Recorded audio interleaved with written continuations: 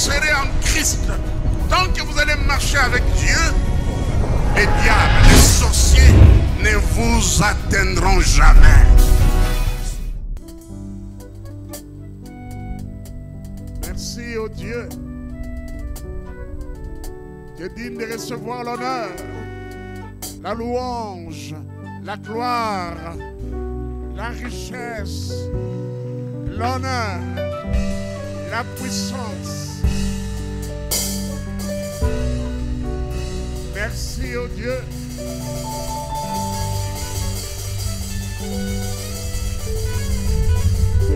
Oui, à celui qui est assis sur le trône et à l'agneau, soit la louange, la puissance, la gloire, la grandeur, la majesté. Merci Seigneur. Tu es le seul Dieu. Tu es l'unique Dieu. Hors de toi, il n'y a point d'autre Dieu. Merci Seigneur. C'est toi que nous sommes venus adorer.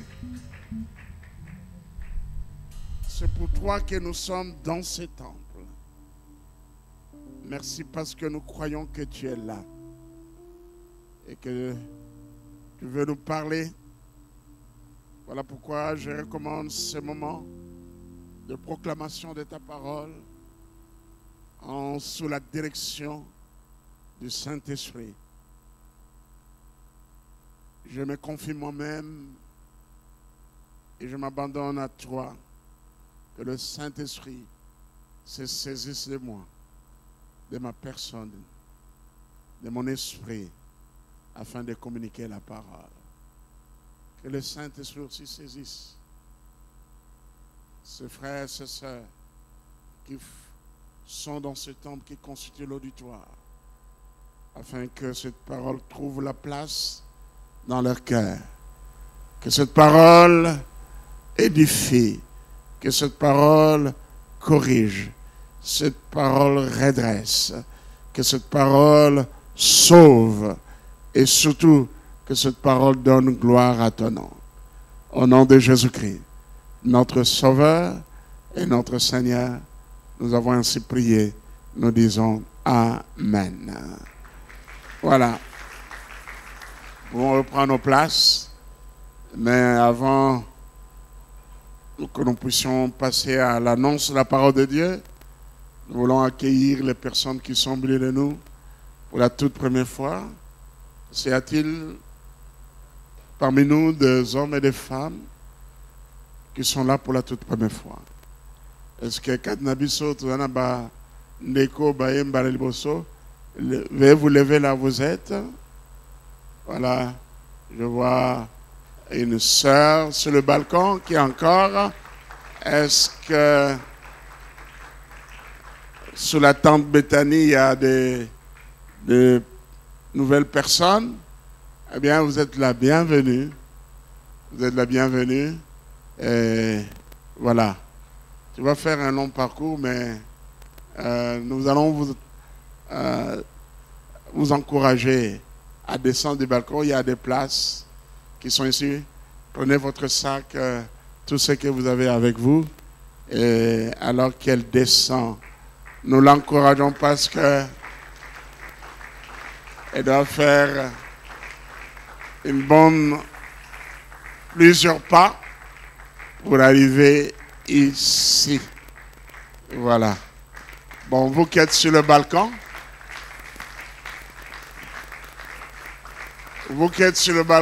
voilà. Il y a combien de 7 personnes. Vous qui êtes sur le balcon, vous avez une position, vous ne voyez pas bien. Si vous voulez descendre, eh bien, venez. Vous qui êtes sur le balcon. Y a-t-il des gens qui veulent descendre? Juste 7 personnes. Voilà, je vois une sœur qui descend, qui a encore 7 personnes. Venez prendre le place de devant. Vous êtes à un endroit où vous ne voyez pas très bien. Alors, vous avez monté bien. Mutamolai mokazali bosonayo. Vous avez malamuté.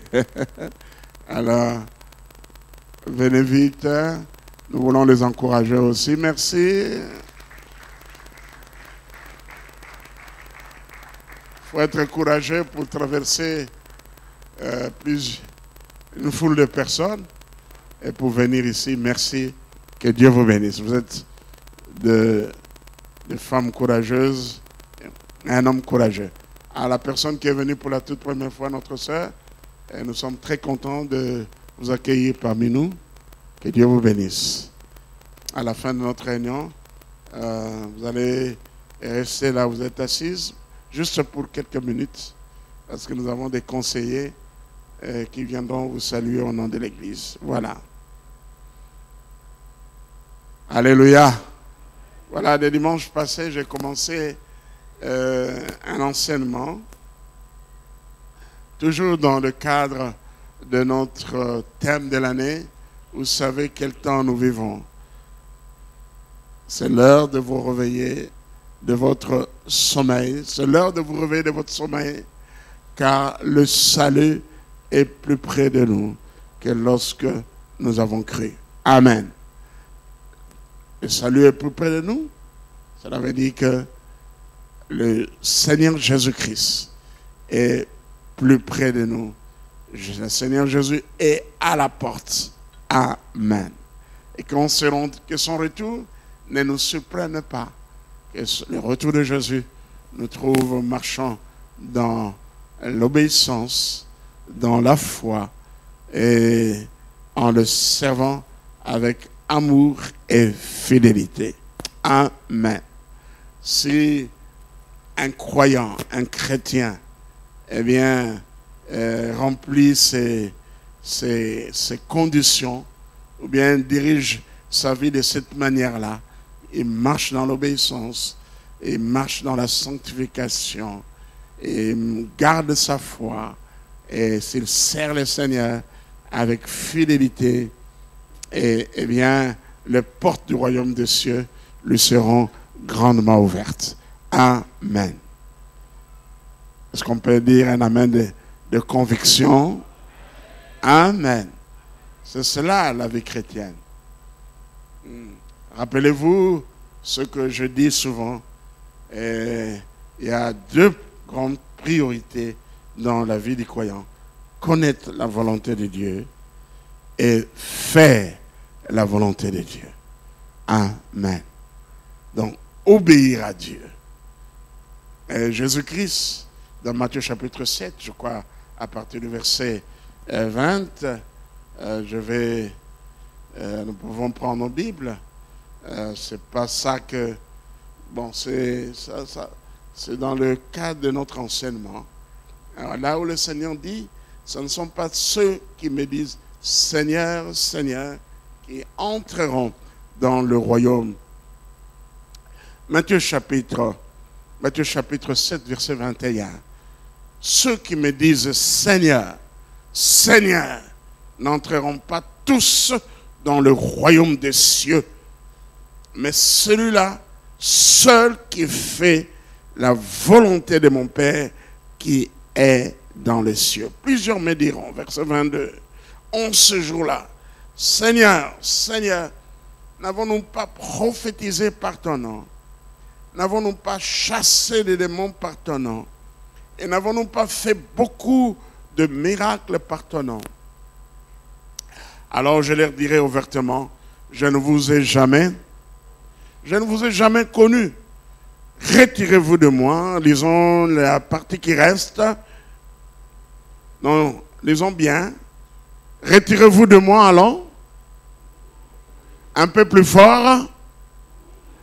Vous qui commettez l'iniquité. Amen. Ce n'est pas opérer des miracles, ce n'est pas les dons de puissance, ce n'est pas la prophétie qui nous ouvrira les portes du ciel, mais c'est l'obéissance à Dieu. Amen. Oui, on peut bien opérer des miracles sans obéir à Dieu. Dieu honore toujours sa parole. Amen. Et Dieu honore toujours la foi. À la foi en sa puissance. Voilà pourquoi moi, quand j'analyse ces versets, je trouve là la prétention des pentecôtistes, des prédicateurs pentecôtistes. Beaucoup sont tombés dans le piège. Lorsqu'ils croient qu'ils peuvent prier pour les gens, que les gens soient guéris, opérer des miracles, ils croient que tout leur est permis. Ils ne se sanctifient pas. Il y a trop de scandales dans leur vie. Hein, et surtout des scandales dans le domaine sexuel. Ils sont des impudiques. Ils sont des adultères. Et ils sont des divorcés. Les hommes de Dieu qui sont divorcés 2 fois, 3 fois, et qui continuent leur ministère, non. La Bible dit, celui qui répudie sa femme et épouse un autre commet adultère. Ils n'entreront pas dans le royaume des cieux. C'est la parole de Dieu qui nous le dit. Alléluia. Notez que ils disent, ceux qui me disent, Seigneur, Seigneur, et répètent ce titre glorieux de Jésus-Christ. Adonai. Et souvent, beaucoup ont l'habitude de Seigneur, Seigneur. Et il y a un homme de Dieu, ça fait longtemps que je suivis, je n'oublierai pas ça. Carlos Ortiz, il doit être sud-américain. Il a rassemblé, il était en retraite avec... dans une prédication, il disait, si vous n'obéissez pas à Jésus, ne l'appelez pas Seigneur, parce que le nom Seigneur dit beaucoup de choses. Amen. Souligne son autorité. Et par rapport à nous, le mot Seigneur dit que nous dépendons de lui, nous lui devons toute l'obéissance. Hein? Nous sommes ses serviteurs. Nous lui devons, quand nous l'appelons Seigneur et nous ne faisons pas ce qu'il dit, nous sommes des menteurs. Amen. J'aimerais que chacun de nous retienne cela. Vous savez, parfois la prière est devenue comme une récitation. Hein? Il y a des gens qui récitent la prière. Oh, la prière est une expression du cœur. J'aimerais que nous comprenions le titre de Dieu. Et quand nous l'appelons Seigneur, ça dit, au Seigneur on doit la soumission, l'obéissance. Voilà. Est-ce que nous sommes soumis à Dieu? Est-ce que nous sommes obéissants à Dieu? Alors Carlos Ortiz dit, eh bien, si vous n'obéissez pas au Jésus-Christ, ne l'appelez pas Seigneur. Appelez-le Jésus, appelez-le plusieurs titres, n'est-ce pas? Hein? Le lion de la tribu de Juda, tout cela. Mais ne dites pas Seigneur, parce que ce mot, eh bien, vous dit que vous êtes un menteur. Alléluia. Alléluia. Vous êtes un menteur. À celui qui est Seigneur, nous lui devons soumission et totale soumission, une totale obéissance. Amen. Oui, cette parole cadre bien avec notre enseignement de ce jour. Parce que, si vous voulez, nous parlons, le terme c'est « Nous vivons dans les derniers jours prédits dans la parole de Dieu. » Nous vivons dans les derniers jours prédits dans la parole de Dieu. Et notre texte, c'est 2 Timothée chapitre 3. Donc nous vivons dans cette période que la Bible appelle les derniers jours, prédits dans la parole de Dieu. La deuxième épître de Paul à Timothée chapitre 3. Et nous allons lire à partir du premier verset jusqu'au verset 9e. 2 Timothée chapitre 3, le premier verset jusqu'au verset 9e. Je vais lire. Sache que dans les derniers jours, il y aura des temps difficile, car les hommes seront égoïstes, amis de l'argent, fanfarons,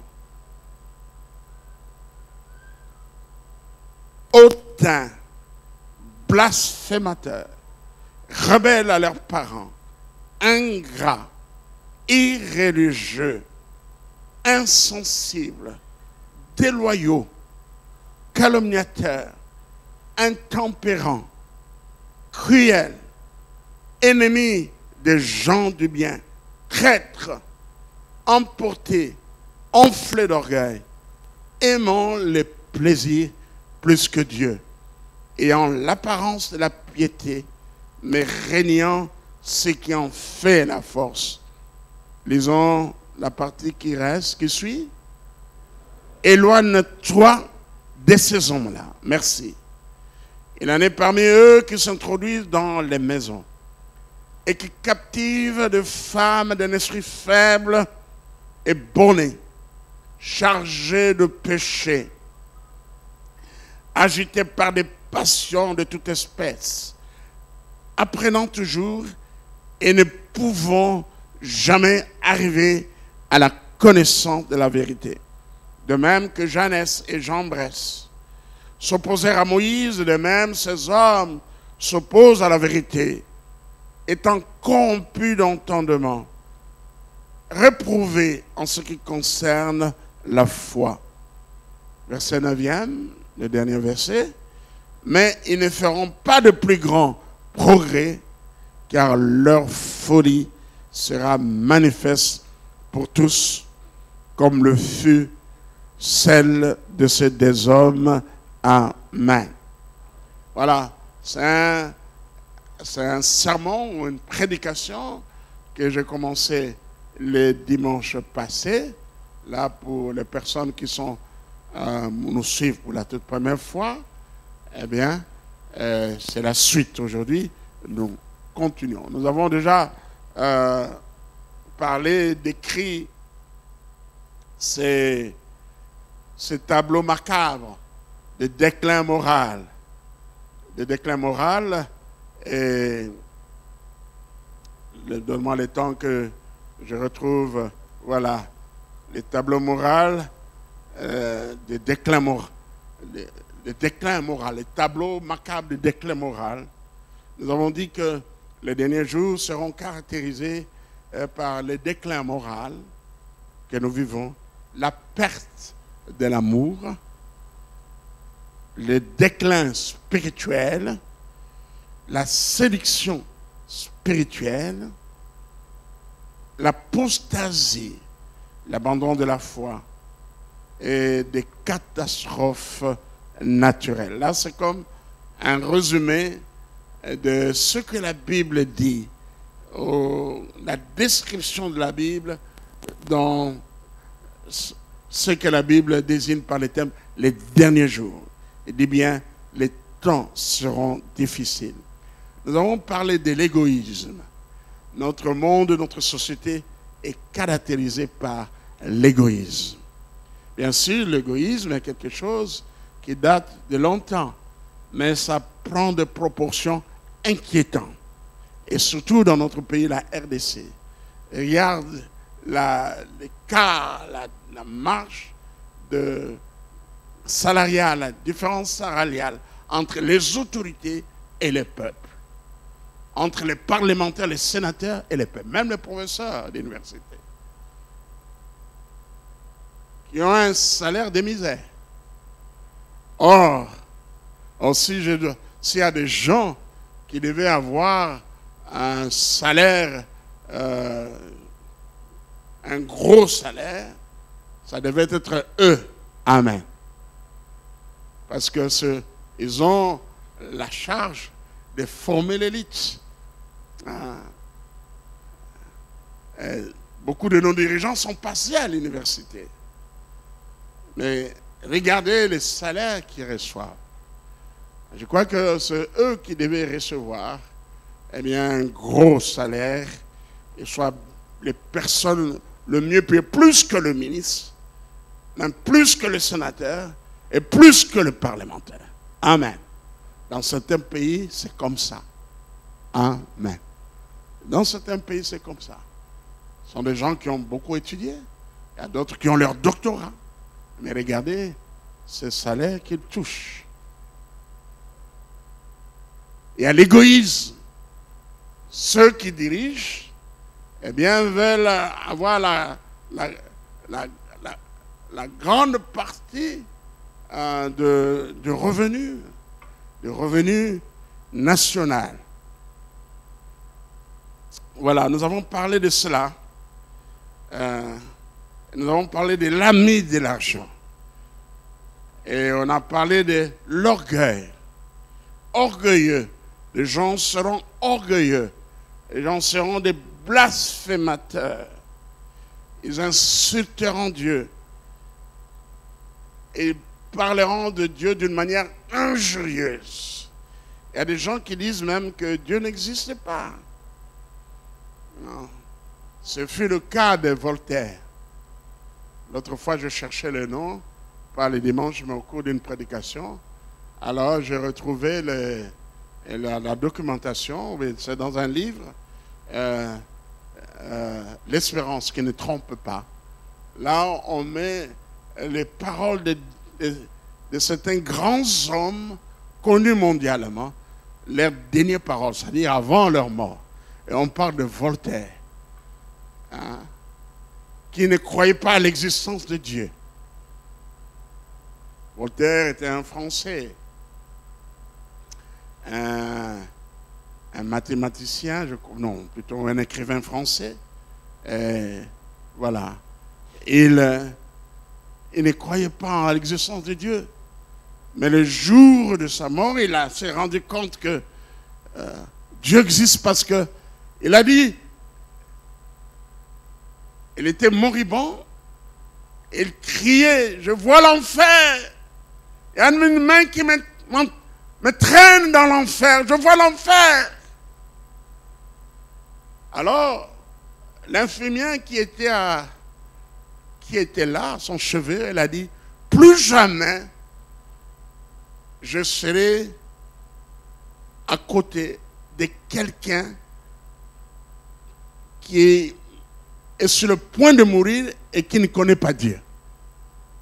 Amen. Voilà. Je crois que je vais écrire ces récits-là. Et si Dieu nous garde le dimanche prochain, je vais bien vous lire cette histoire. Mais ce que je dis, c'est ça. Ce fut bel et bien Voltaire. Amen. Qui ne croyait pas à l'existence de Dieu. Dieu n'existait pas. Mais d'où es-tu venu? Il y a des gens qui ne veulent pas entendre l'histoire. Laissez-moi ces histoires de Dieu là. Dieu. Voilà pourquoi vous êtes pauvres, vous êtes ceci ou cela. Et ce Dieu-là, pourquoi il ne pourvoit pas vos besoins, tout cela. Mais un jour, ils se rendront compte que nous avons fait les bons choix. Amen. Un jour, ils se rendront compte que, eh bien, ils ont perdu leur temps. Dieu existe bel et bien. Et Dieu a créé l'homme pour que l'homme puisse servir à sa gloire. Amen. Dieu nous a créés pour sa gloire. Il y a des gens qui existent, qui vivent et qui meurent, qui ne savent pas pourquoi ils sont sur la terre. Je vous ai toujours dit que il y avait un programme de cours par correspondance de ICI, c'est un programme des Assemblées de Dieu. Aujourd'hui, c'est devenu une grande, c'est devenu même une université. On forme les serviteurs de Dieu, bien sûr en ligne, au niveau de la licence, des masters, je ne sais pas s'il y a un programme de doctorat. Global University. Alors, il y avait un cours, le premier module c'était les grandes questions de la vie. D'où vient l'homme? Pourquoi l'homme existe? Et où va l'homme après sa mort? Ce sont de grandes questions de la vie pour lesquelles nous devons trouver des réponses. Gloire soit rendue à Dieu parce que la Bible répond à toutes ces questions. Amen. D'où vient l'homme? L'homme est une créature de Dieu. Pourquoi l'homme existe? Eh bien, l'homme fut créé pour qu'il puisse servir à la louange de Dieu, qu'il puisse connaître Dieu et le servir. Et où va l'homme après la mort? Il y a deux destinées. Celui qui a connu Dieu, qui a marché avec Dieu, va dans le lieu de paix, dans la félicité au paradis. Et celui qui ne connaît pas Dieu ira en enfer. Amen. Voilà les quelques grandes questions de la vie. D'où vient l'homme? L'homme n'est pas le produit de l'évolution. L'homme est une création. Il est une créature de Dieu. Quelqu'un peut dire Amen. Et l'homme fut créé. Dieu a formé l'homme. Et le livre d'Ésaïe, chapitre 43, verset 7, dit cela. Nous prenons nos Bibles, nous allons lire dans Ésaïe, chapitre 43, verset 7.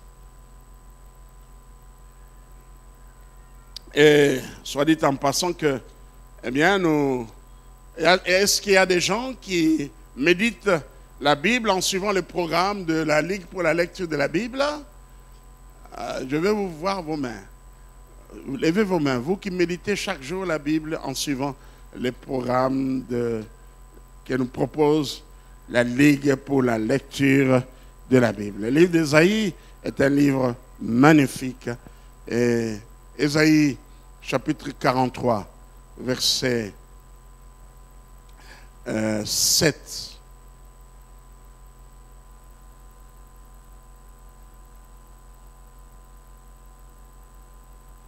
Tous ceux qui s'appellent de mon nom et que je criais pour ma gloire, que je formais et que je fais. Amen. Est-ce qu'on peut dire un amen de joie? Gloire soit rendue à Dieu. Et toujours dans le même chapitre d'Ésaïe, on revient à cela. Dieu nous a créés pour sa gloire. Merci Seigneur. Et où va l'homme après sa mort? Il y a deux destinées. Soit le paradis ou le ciel ou l'enfer. Voilà. Alors, blasphémateurs. Et puis nous avons parlé rebelles à leurs parents. On a vu cela. Des enfants qui n'ont pas d'égard à leurs parents. Amen. Amen. Et surtout en Occident. En Occident, moi, j'ai été là. J'ai plusieurs fois fait l'Angleterre. Et la plainte des parents, surtout des Congolais, des Africains et des Congolais que je côtoyais, c'était l'éducation des enfants. Les enfants grandissent dans un milieu pourri, où il y a des dépravations de mœurs.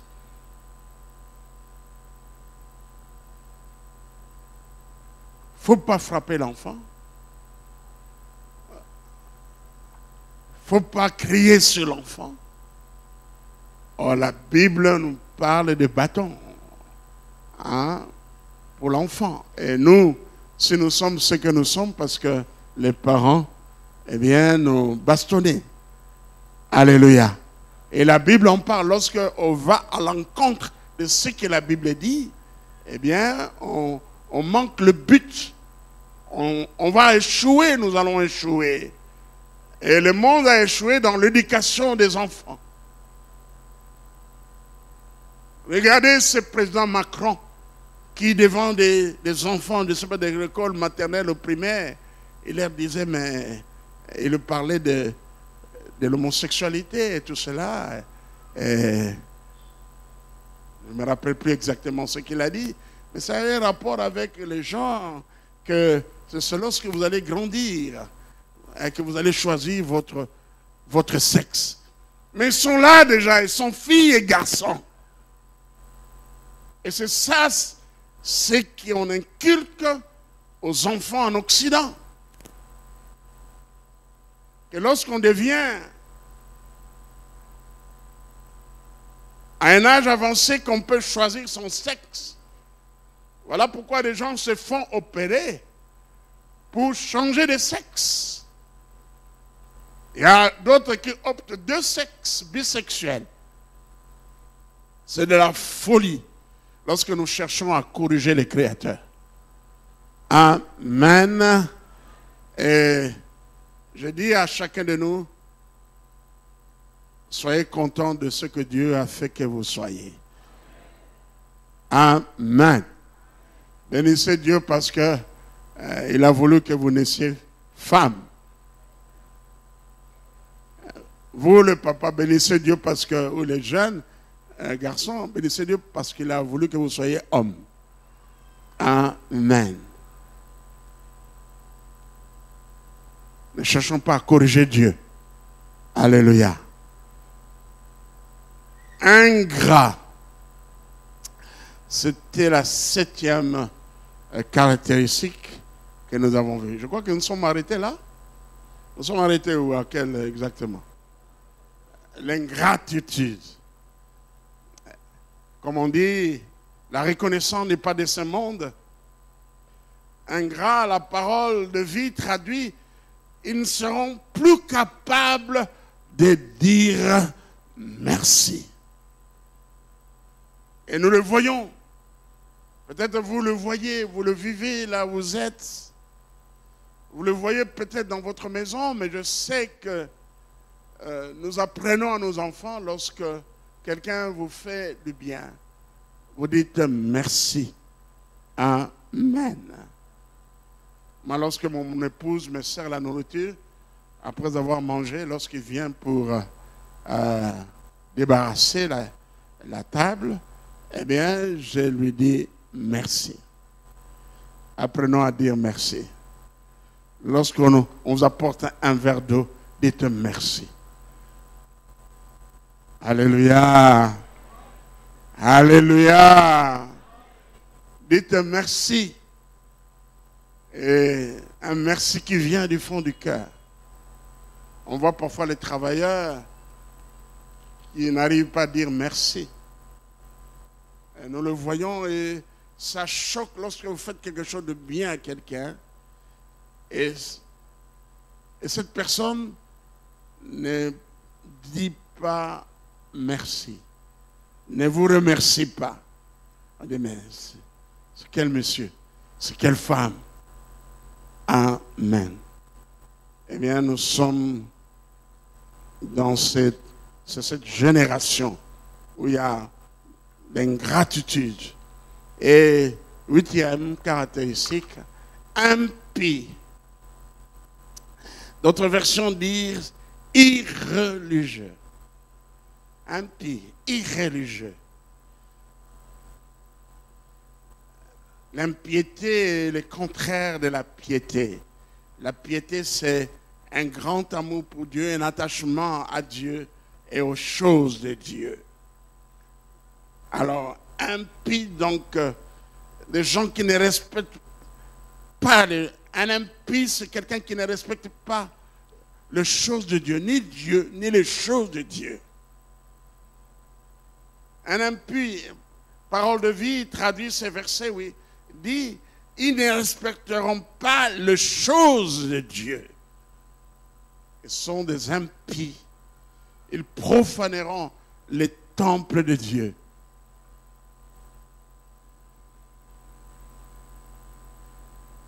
La version Bible Semeur dit Dieu pourvu de respect pour ce qui est sacré. Dépourvu de respect pour ce qui est sacré. Je voulais appeler le peuple de Dieu à avoir du respect pour les choses qui sont sacrées. C'est-à-dire les choses qui sont consacrées à Dieu. On peut dire Amen. Voilà pourquoi j'ai dit aux gens à un moment, bon, ça fait plusieurs années passées, j'ai dit cela, les gens ne le font plus. Mais je vais quand même dire cela. Et à un moment où les gens venaient dormir ici, vous êtes en veillée de prière, et les gens préfèrent venir dormir ici. Non, ce lieu, regardez ça comme un lieu consacré à Dieu.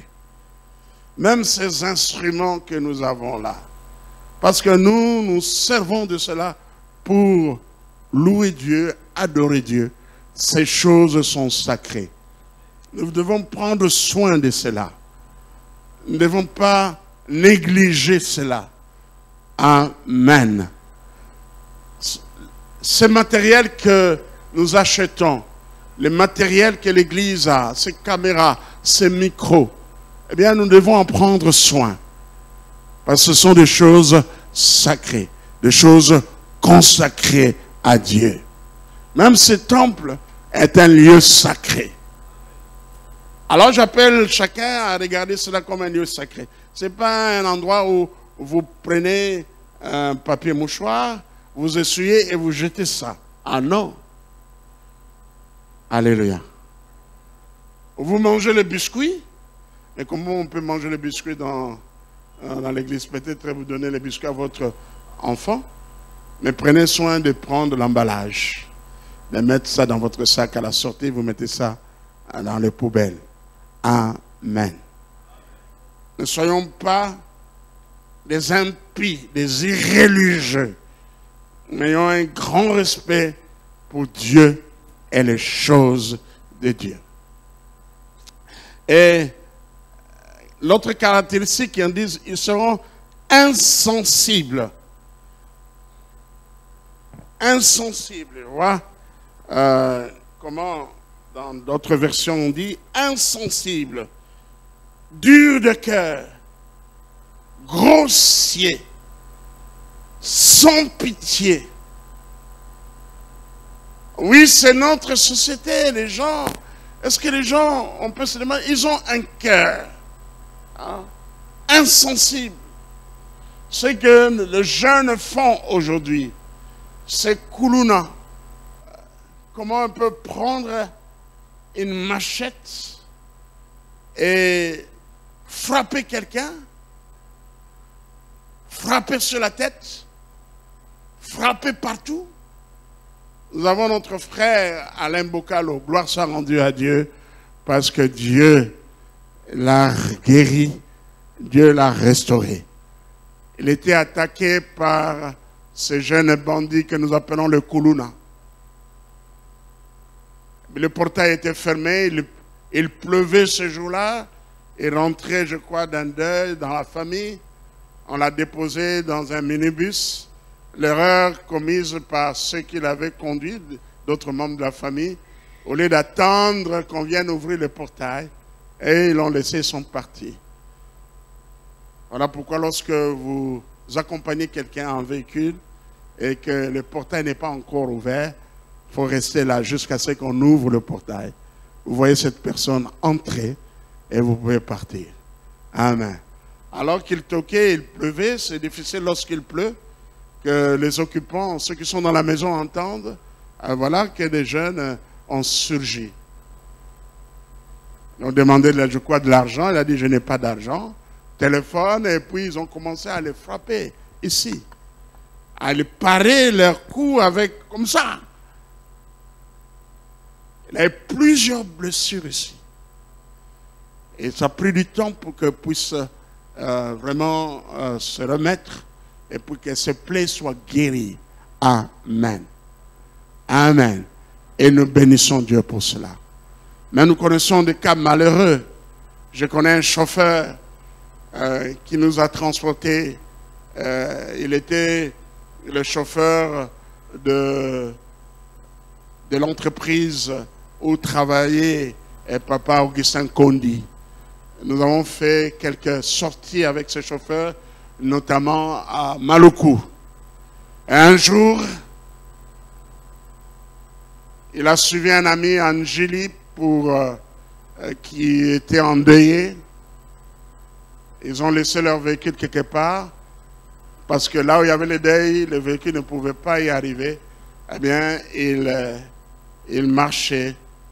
Et voilà, la nuit, et voilà qu'il y a ce voyou qui avait surgi. Et ils les ont poursuivis, lui il est tombé. On lui a fracassé la tête avec une machette. Il est mort sur le champ. Insensible. un cœur dur. Et là, je suis allé très loin pour parler du banditisme. Il y a des gens qui ont un cœur sensible, c'est-à-dire sans pitié. Deuxième caractéristique, implacable. Certaines versions disent implacable, certaines versions disent déloyaux, c'est-à-dire dépourvus d'affection naturelle. Dépourvus d'affection naturelle, que l'on ne peut apaiser ni tempérer. Ça a le sens aussi d'impitoyable. Ça a une relation un peu avec insensible.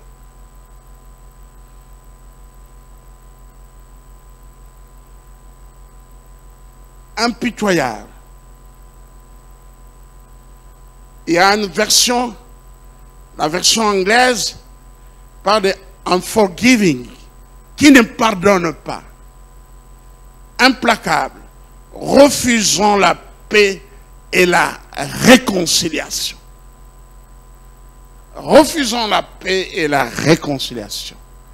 Il y a des gens qui sont implacables, déloyaux, impitoyables et qui ne pardonnent pas. Non, moi avec toi, c'est fini. Et ça, c'est la chair. Ce n'est pas un esprit de Dieu. Amen. Amen. Nous devons être sensibles. La Bible nous appelle à pardonner. La Bible nous appelle à être en paix avec tout le monde. Amen. Alléluia. La Bible nous appelle à être en paix avec tout le monde. C'est vrai, il y a des gens qui ont vécu des expériences qui ont marqué leur vie. Imaginez que vous vous trouvez en face d'un assassin, du bourreau, d'un membre de votre famille, de votre épouse, de votre mari, d'un enfant. Il y a une juive, Ten Boom, je crois, Corrie Ten Boom, qui parle de l'expérience qu'il a connue en face d'un Allemand, un nazi, qui a tué, je crois, ses parents. Ce n'est pas facile, il y a des souvenirs, il y a le cœur qui est brisé. Même dans ces cas-là,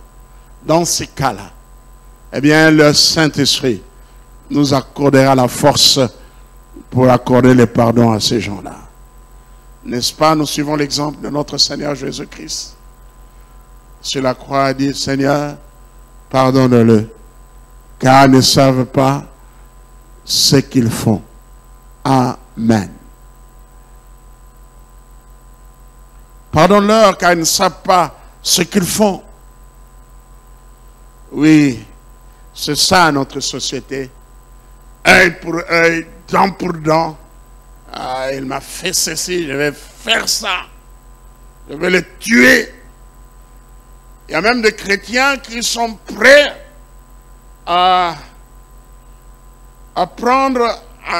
faire le pacte avec le diable pour se venger.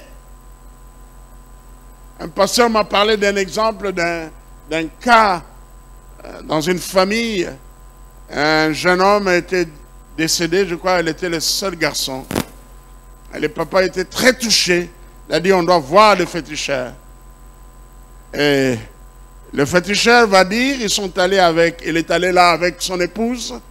Et le féticheur lui a dit, celui qui est l'auteur du décès de votre fils ou celui qui a tué votre fils, c'est le papa de madame, donc de l'épouse, le papa de l'épouse de ce monsieur.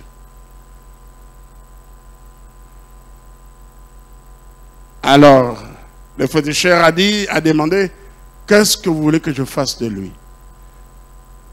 Le papa a dit que lui aussi meurt. On a demandé à madame, elle dit, Akoufa gaga. Il y a bon moment, Yebakofa. Voilà. Dent pour dent. Laissez ces choses aux païens. Mais laissons ces choses aux païens. À ceux qui ne connaissent pas Dieu, nous soyons prêts à pardonner. Quelle que soit la situation, quels que soient les cas, même celui qui t'a violé, sois prêt à lui accorder le pardon. Parce que si nous ne pardonnons pas, nous-mêmes, nous entrons dans une prison. Amen. Nous entrons dans une prison. Il y a un cas que je n'oublierai pas. Lorsque j'étais à la borne, une sœur est venue, m'a vu, il a dit, voilà, quand nous adorons Dieu, je suis bloqué. Je n'arrive pas à parler à Dieu. Alors, pendant l'entretien, j'ai compris. Il a dit que lorsqu'il était à l'école secondaire en 6e des humanités, eh bien, un garçon l'avait engrossé. Mais il avait nié la grossesse. Pour cette sœur, c'était l'unique garçon qu'il a connu. Et la grossesse devait être... c'est ce garçon qui l'avait engrossé.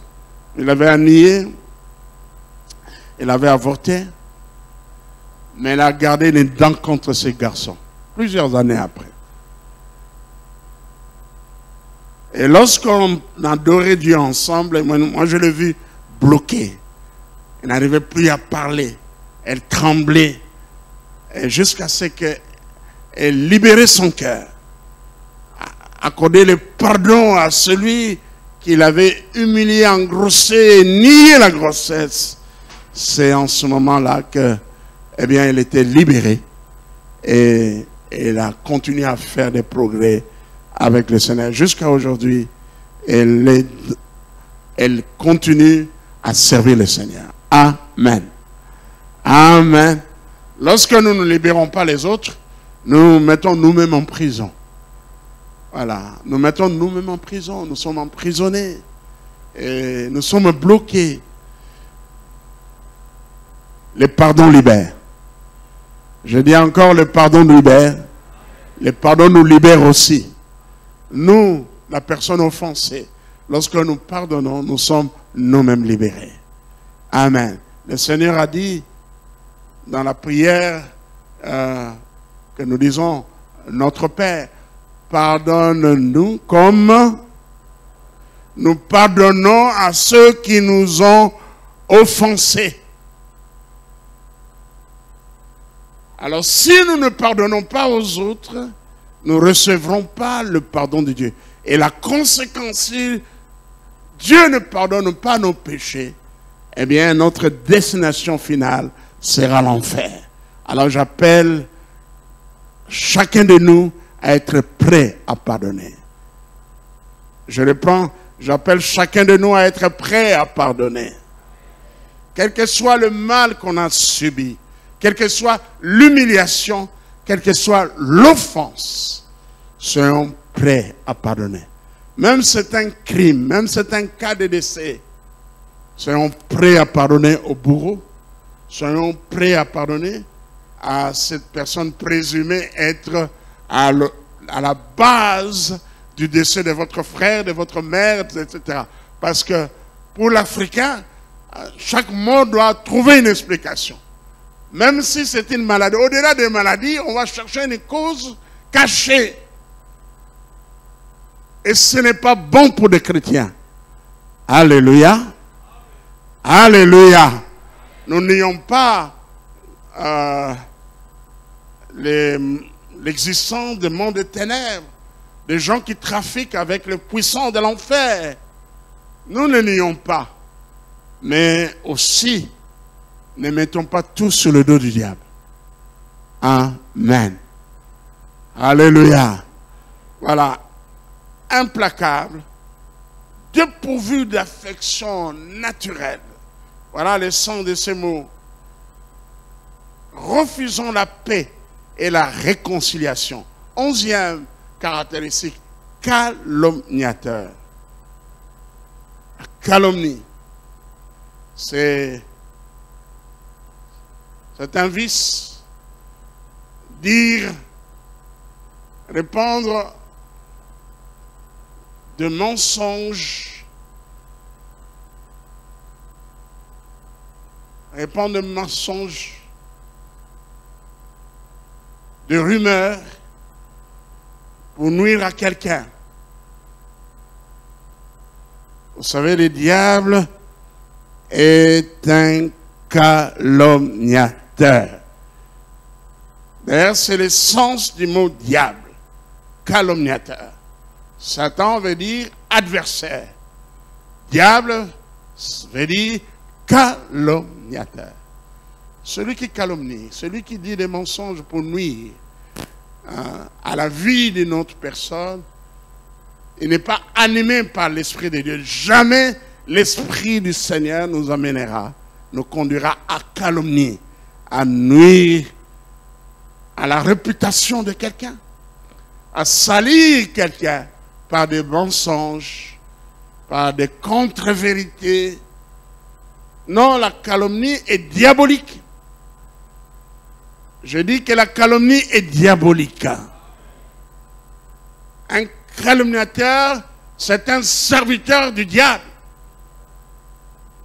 Il y en a beaucoup dans l'Église. Il y en a beaucoup dans l'Église qui veulent nuire à d'autres personnes. Et ce n'est pas une bonne chose. Eh bien, que Dieu vous délivre de la calomnie. Et surtout vous-même, refusez la calomnie. Il y a des gens qui veulent fouiller dans la vie de chaque membre de l'Église, de les connaître. Ils répondent de choses comme ça, sans justification. Ah, il a acheté une nouvelle voiture. On a détourné la place à Salaga, à Bogokes. Oh, frère. Oh, namoni maman to sero asala kindumba. Oh, parce que la personne est bien habillée, la personne a acheté une voiture, la personne a construit une maison. Hein? Vous calomniez. Vous voulez savoir où est-ce qu'il a trouvé l'argent? Est-ce que tu as Léo? Est-ce que tu as Léo? Il y a des gens qui veulent fouiller dans la vie des gens. Ah non, c'est une très très mauvaise attitude, un comportement, un mauvais comportement. Il y a des gens dans la vie qui sont comme ça. Ils ont l'information de tout le monde. L'église,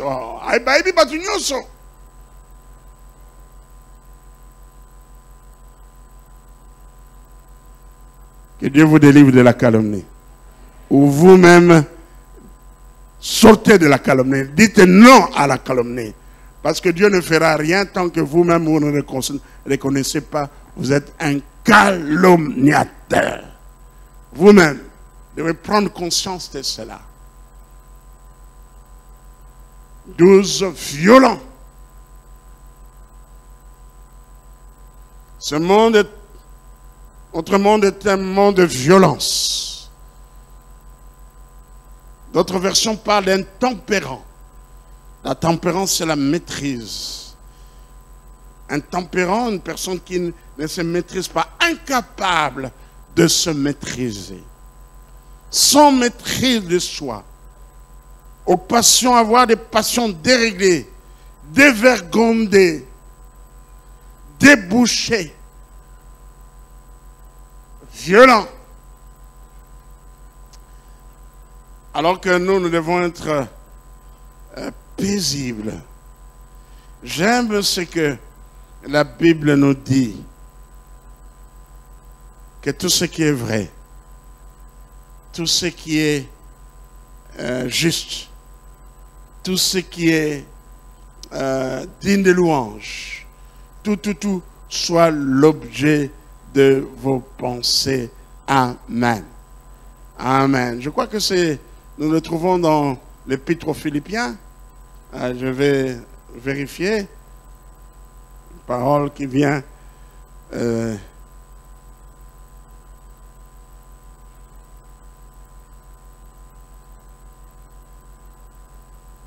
Oui. Oui, Philippiens 4, 8. Merci, Papa Maouéja. C'est dans Philippiens, chapitre 4, verset 8. Et j'aime beaucoup ces passages. Au reste, frères,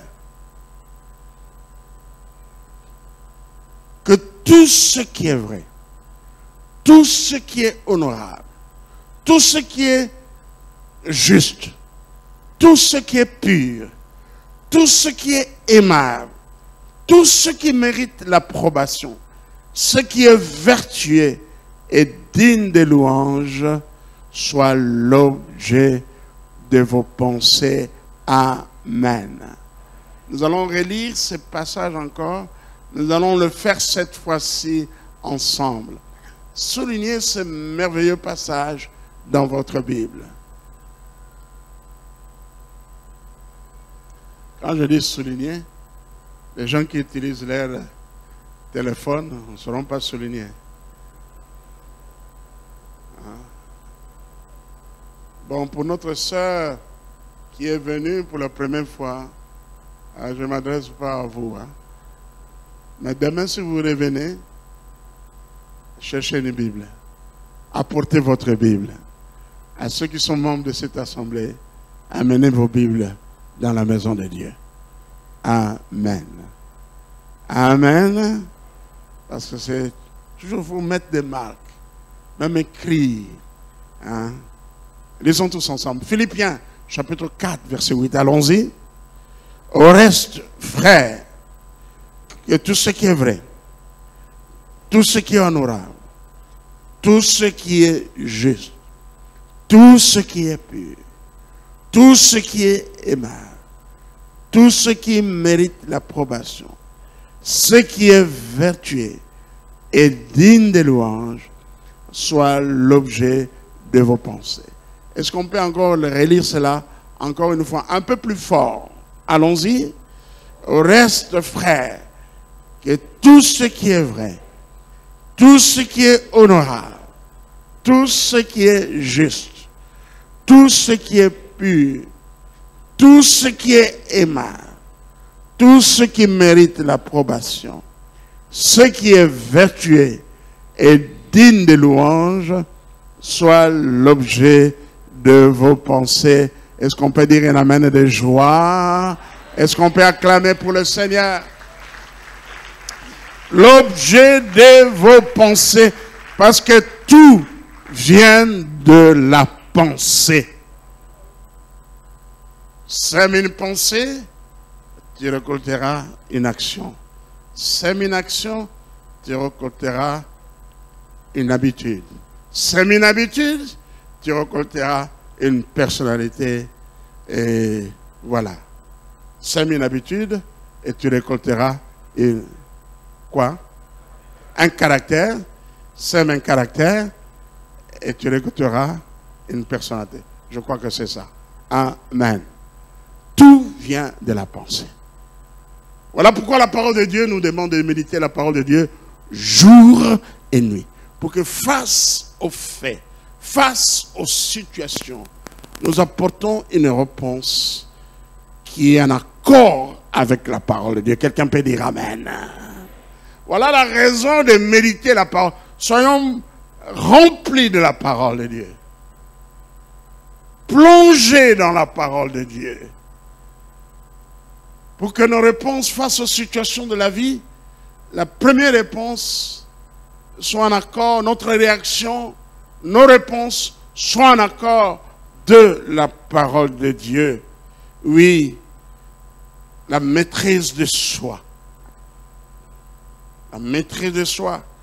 Que tout ce qui est vrai, tout ce qui est honorable, tout ce qui est juste, tout ce qui est pur, tout ce qui est aimable, tout ce qui mérite l'approbation, ce qui est vertueux et digne de louange soit l'objet de vos pensées. Amen. Donc que vos pensées soient en accord avec la parole de Dieu. Pensez la parole de Dieu. Je dis pensez la parole de Dieu. Amen. Parce que la parole de Dieu pour nous un guide. Comme nous disons, la parole de Dieu est notre seule règle de foi et de conduite. Voilà pourquoi le psaume 119, verset 105 dit « Ta parole est une lampe à mes pieds et une lumière sur mon sentier. » Voilà pourquoi il est dit encore « Je serre ta parole dans mon cœur afin de ne pas pécher contre toi. » Amen. Voilà, que Dieu bénisse sa parole. Donc nous nous sommes arrêtés au 12e caractéristique violent. Oui, que tout ce qui est vrai. Oh, que Dieu nous façonne, nous transforme. Nous sommes appelés des ambassadeurs pour Christ. Jésus revient. Soyons vraiment ses ambassadeurs. Amen. Que les autres voient Christ en nous.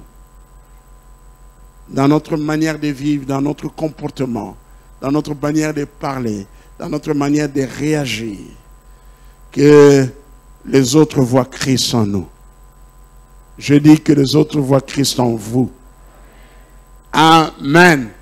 Qu'on ne voit pas le diable en vous, mais qu'on voit Christ en vous. Amen. Merci Seigneur. Seigneur, façonne-nous. Transforme-nous. Merci. Lèvons-nous pendant quelques minutes, nous voulons prier.